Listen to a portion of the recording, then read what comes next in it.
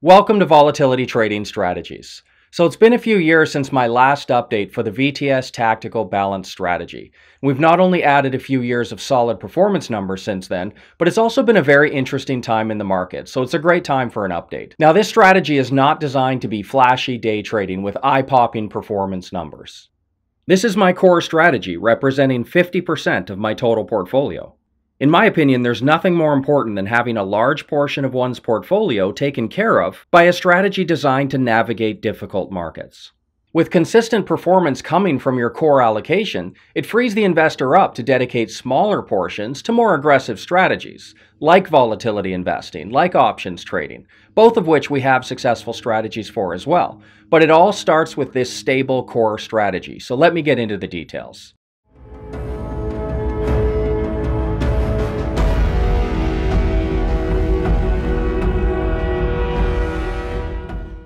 Before I get into my own strategy and why it consistently outperforms the market in the long run, I first want to establish a baseline of what people can get on their own investing in simple index funds. I'm sure you've heard the grim statistics that roughly 85% of active fund managers underperform their benchmarks. So if there's going to be any value added to an investment strategy, at the very least it has to beat that, right?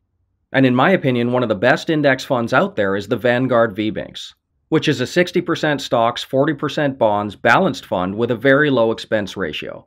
On a risk-adjusted basis, you'd be hard-pressed to find a better buy and hold investment vehicle, so it's a great benchmark, and I use it to compare against my own results.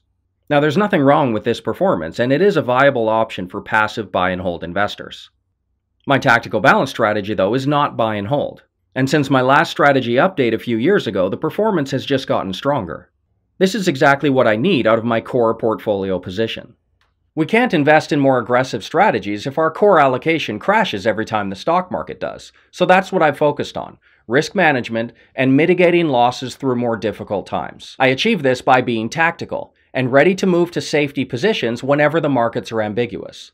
I've put together a list of indicators that I personally feel are the most relevant and that maximize our probability of moving into profitable trades. These include direct volatility metrics like the shape of the VIX futures curve and comparisons between the near and far month futures.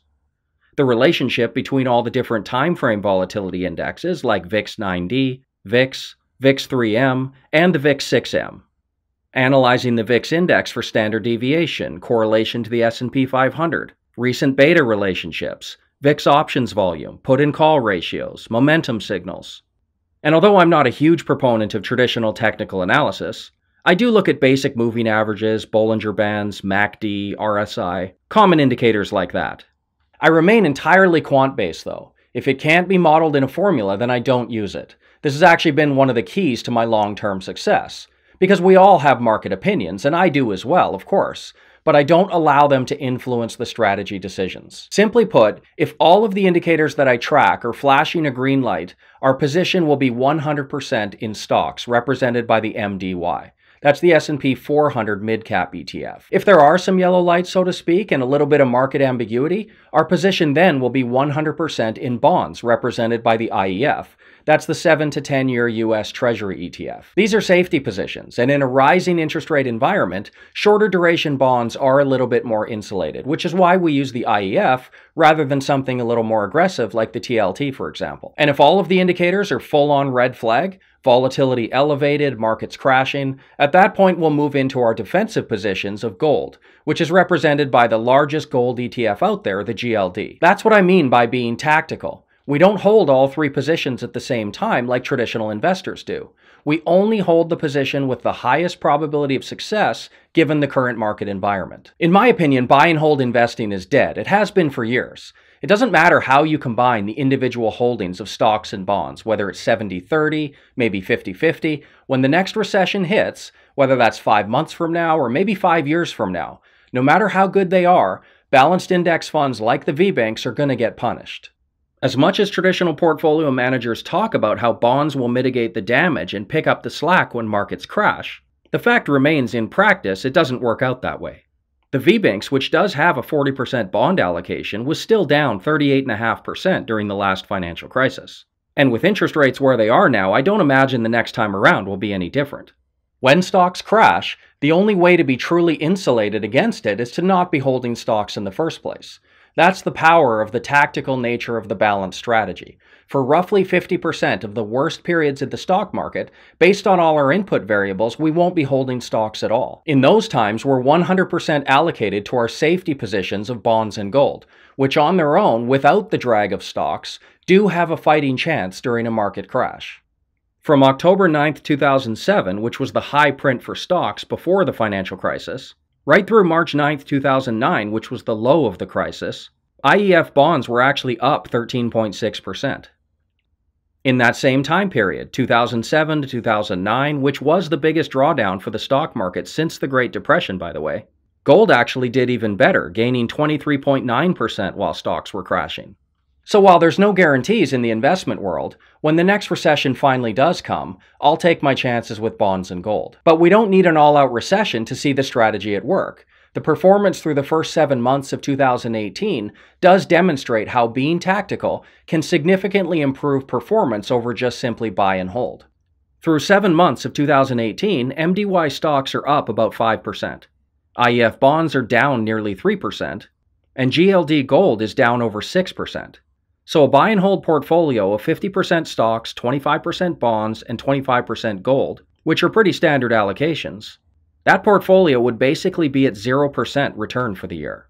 But because we're tactical and only hold the most advantageous position at the time depending on market conditions, we can potentially do better than that. Our balance strategy is up 10.6% year to date, and just had its 11th month of positive returns in a row dating back to August of 2017. Now, the only other time the S&P 500 crashed more than 10% in the last 5 years was in August of 2015. And it took 8 months until March of 2016 to get back to break even. Again though, because we moved to safety bonds and gold positions, the balance strategy was up over 17% with very little drawdown during that same period. Now, due to the fact that markets do trend upwards over time, and bull market years are far more common than the occasional bear market year, naturally the MDY stocks portion of the strategy is the most active. My goal when ranking all of the indicators I track is to be allocated to stocks roughly 50% of the time during more stable periods, and then a more or less equal split of bonds and gold during rough patches. You can see here it's worked out about that way over time, with stock positions 55% of the time, bonds 23%, and gold 22%. And these do change depending on what kind of year it is.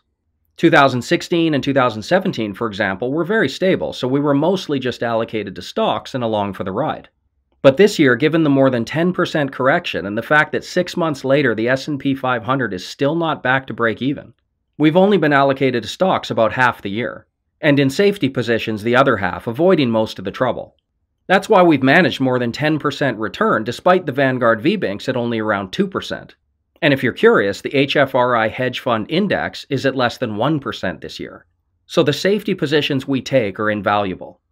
Many years ago now, not to age myself too much, but 13 years ago, I was a professional golfer, and I can tell you from experience the most important shot in golf is not the 300-yard drive, or knocking the flags over with your iron play.